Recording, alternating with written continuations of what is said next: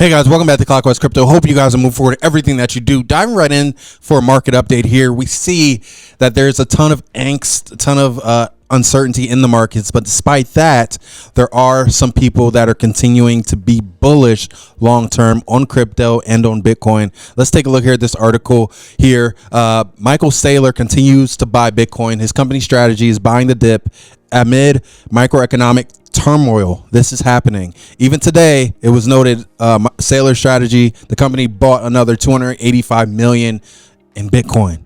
Okay. So it's really going to be one of those scenarios where either Michael Saylor is crazy or we're seeing another Big Short scenario. If you guys don't know the movie or the story, or I think it's a book as well, of The Big Short. The Big Short is pretty much Steve Eisman took a bet against pretty much the housing market and pretty much predicting a financial crisis in 2008. You guys don't know the story? Take a look. This is Steve Eisman, currently the managing director, portfolio manager at Neuberger in Berman, and pretty much he's the legend, right? He's a legend when it comes to pretty much just being on top of things, and that's what it really is reminding me of. Is this his story, The Big Short? If you guys don't know, take a look. Great movie. He was called crazy. He was called insane. He was called, people were calling him, wanting their money out of the fund, and he pretty much was like, "No, I can't pull it out. I just can't. Just trust me." And this was like months. I think it was about 12 to 18 months. People were just like losing money, bleeding money because he shorted. He pretty much took short predictions against everything, pretty much saying there's going to be a financial crisis, and sure enough, he was right, and he made billions. All investors were made whole, plus some, right? And that story is what really Michael Saylor is doing. He's either going to be a genius or he's going to be an idiot, and I'm leaning more towards the brilliance side. Okay, I think he is on to something, and this is why, despite macroeconomic turmoil, despite that, he's still buying. He's still accumulating massive amounts of Bitcoin. Okay, so with all that being said, I definitely think that the opportunity is still here, right? We see Bitcoin, we see where Bitcoin's at, right? And we see that Bitcoin is respecting this level of resistance perfectly. Guys, we haven't moved these lines. We haven't moved these levels. This is a level it's bouncing off of. We see it bouncing, right? It's bouncing 3 levels of rejection. So we'll see what is to come. And these are the levels we want to see broken, right? We see comes up here, pulls back, comes up here again, pulls back a little bit. These are the levels, 2 levels we want to see broken, to show us that there is a change in directional bias and continuation of the bull market. So with all that being said, spot Bitcoin ETFs see $772 million in outflow as investors prepare for tariff-driven inflation. Now, I definitely believe that there is a method to this tariff madness. I definitely think it really is just drawing and using essentially the art of the deal with negotiation for the United States. I definitely think that the United States has been paying over and above what they should have been, and I do believe that it's just negotiations. You've seen multiple countries come to negotiation table. One of the only ones really left standing is China, which happens to be, honestly, United States happens to be China's biggest customer, with about over 500 billion in imports that America receives from China.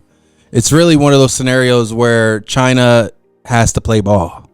It's just a matter of when and a matter of how. It's because it's not like this. It's one of those scenarios where you have a customer with that much market share in your economy. It's just a matter of how do we negotiate. It's not a matter of if we negotiate. It's just how do we negotiate?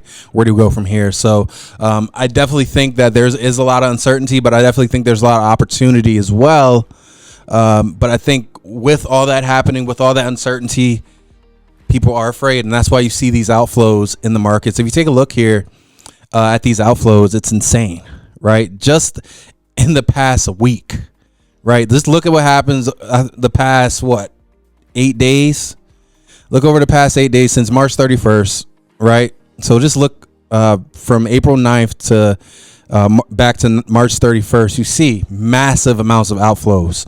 252 million just on April 8th with IBIT, which is BlackRock, right? Crazy numbers of outflows. And again, 6 days before that, 115 million in outflows, right? Crazy. And the inflows are there, but April 2nd, you see some inflows. But after April 2nd, it's been pretty much either flat for the most part or outflows, people pulling their funds out of the markets, right? The fund is pulling out and withdrawing pretty much due to uncertainty. So we will stay up to date on this so you can see what's going on. But I do believe that there is major opportunity still, because like I said before, either he's crazy or we're missing out on the opportunity of a lifetime. It's one of the two. Either he's going to be insanely right or insanely wrong.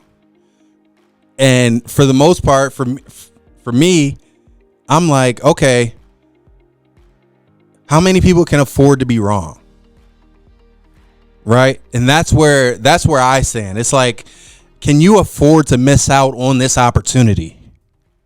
You know AI is coming. AI is already here. Let's not say it's coming. It's already here. Can you afford to not take advantage of this crypto opportunity? Because the next 10 years are going to be insane. Not just for crypto. I'm just saying for what's to come, right? These low-level jobs where anybody can do them are going to be wiped out. AI is going to wipe them out. There are a few sectors that are going to stay in play, of course. But for the most part, what is your plan to weather that storm? The storm's coming. It's just, and Bitcoin seems to be the way for anybody to take advantage of. Anyone can buy Bitcoin, right? Fractions. You don't even have to buy a whole Bitcoin. You might, it's $20, $5 a day if you can, right? $100 a month, anything. And so either he's right or he's extremely wrong, and everyone that follows him is going down to the dump. But I don't think so. There's a reason why countries are buying. Like today I saw El Salvador, right? El Salvador's around, right? I saw the president of El Salvador. He is a Bitcoin bull.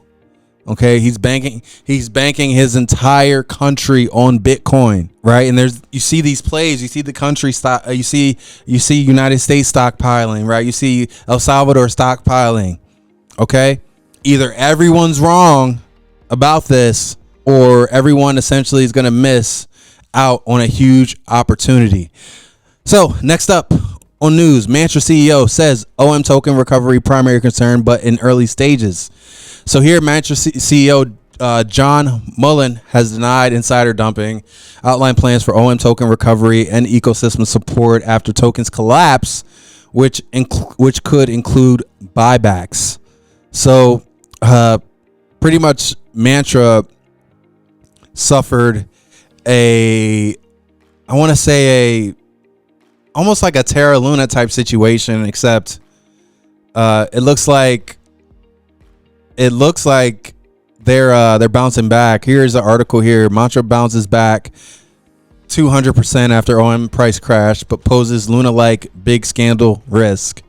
We'll see how this goes. I'm not familiar with Mantra at all, but you can see in this chart, holy cow, it fell off a cliff. And it wasn't like a little cheap coin, right? You're talking about a project that was $8. Tanking to below 70 cents. Wow. Huge. So I don't know too much about OM, the token. I don't know too much about Mantra at all. Actually, I was told about it from a friend. It was like, "Do you hear about Mantra?" I'm like, "No, what happened?" Right? We'll see where they were at on CoinMarketCap. But I'm sure it's probably a lot lower now. Probably a lot lower now. Mantra. Yeah, it's number 93. Okay, wow. It was in the top 100. So I wasn't even familiar with it, but holy cow, off a freaking cliff. But you see it went from 3 cents. Okay, so in May of 24, so last year, it was still under $1. Exploded up to $8, huge, and now it dumped back. Wow. Yeah, I'm not sure. I don't know too much about it, but I hope everyone is okay, because these markets are crazy. But apparently bouncing back 200%. That's, I don't know. I mean, look, you see how it goes from under $1 to $8. It's really just, to me, and I'm not saying they dumped or anything. I don't know. But for me, it looks like, okay, it was at $8, which is near its all-time high, right? And just pull back like everything else. I guess it's the speed in which it pulled back, maybe. That would be it. Something to look at, the speed in which it pulled back. Let's see what the month. Yeah. So just recently dumped from $6 to 60 cents. Holy cow. That's a lot. That's a lot. You see, it was holding steady, holding this range between $6 and $7 range, holding, and then something yesterday just had it just tanked from $6.20 down to under $1. Wow, that's huge. So I hope everyone's okay. Crazy. This does happen in crypto, guys. It does happen in crypto. That's why they say do not invest anything you can't afford to lose. I'm unfamiliar with the project, like, as a whole. Like, to be completely honest with you, I can't even tell you. It's a layer 1, okay, bringing the world's financial ecosystem on chain, purpose-built RWA layer 1 blockchain. Okay, RWAs as a whole are getting wrecked, so that's not surprising. All right, I'm not saying the price action could have been predicted, but RWAs as a whole are getting wrecked from a price standpoint right now. Really, it's just early. Like, it's early. Like, real world assets and bringing everything on chain, super early. We look here about what's going on. Permissionless chain, permissioned applications for builders, for traders, guard module, know your counterparty, low cost and fast, built on a battle tested chain. Mantra chain unlocks. They have ID system, decentralized ID, governance and continuous upgrades. Love governance. Love that. Mantra zone, the gateway, Mantra chain, bridge and stake your OM token. So yeah, liquidity pools and farms. That's scary stuff. but it's, I mean, if they're swapping, that's great. But yeah, I don't know what happened. Not sure. We'll keep you posted. Will the team dive into it and see what's going on, to give you guys some information, especially for you guys that were investors in this project. We'll see what's going on and what we can scoop up for you guys. So definitely pay attention to that. I know this is big, but I would preface by saying that RWAs as a whole are tanking. I'm just going to preface that. RWAs as a whole are getting hit. So I don't think it's Mantra specific, even though that's a big drop. But we'll definitely keep you posted on that.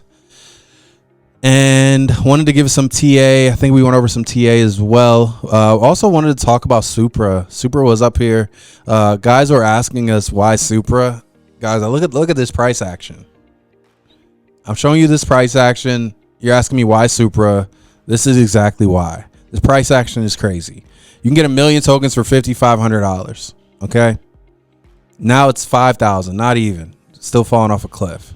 You can get 1 million tokens for $5,082. If it goes to its all-time high, this is 6 cents. You literally flipped $5,000 to $60,000. That's why.